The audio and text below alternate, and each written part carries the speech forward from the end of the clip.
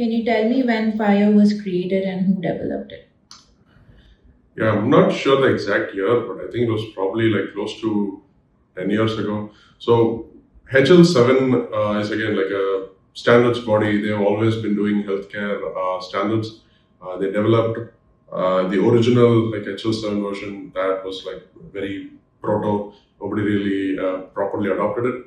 Then they came up with V2, which is again like still widely used HL7 V2.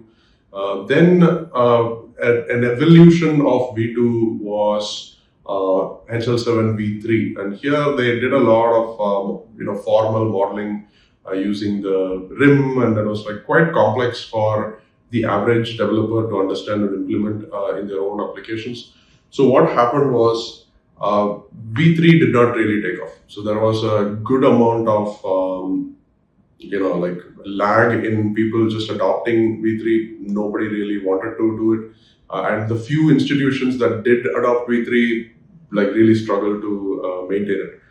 So there was this huge lacuna in the healthcare interoperability space on what do we do next, what do we do after V2, right? And again, V2 works, but then there were again issues with V2 as well.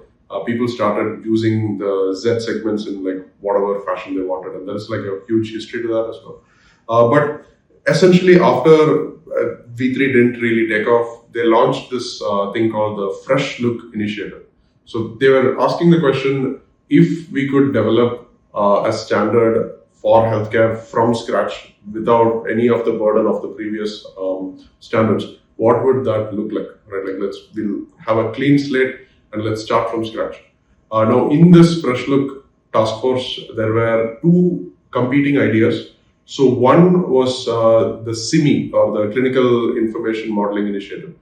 This was again like it was led by Stan Huff, and again like he is still I think he's in Graphite Health. I think they shut down recently, but I don't know what he's doing right now.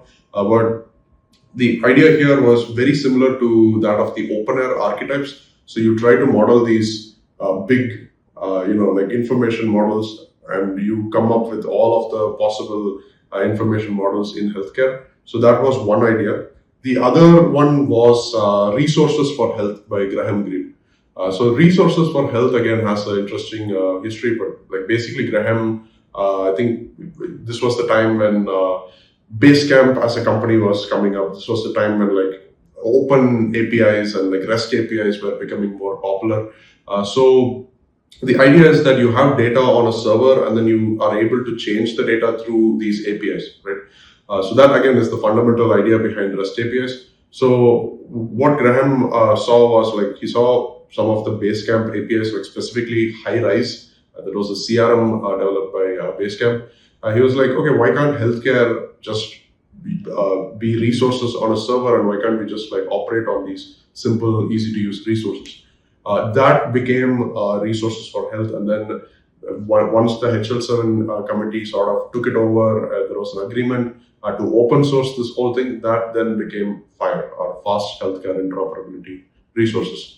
Now, after that, again, there was in the Fresh Look initiative as well, what kind of one out was FHIR. CIMI didn't really take off. I'm not exactly sure what the reason was and what really happened there. But as we know it, FHIR definitely came out on top.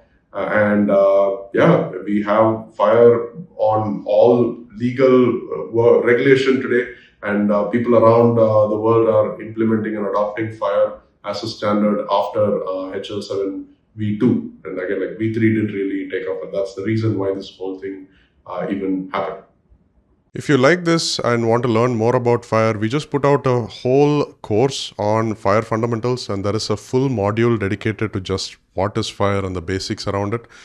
Just check it out at medblocks.com/L/FHIR Fun, and it's completely free. You can just go to the link and check it out.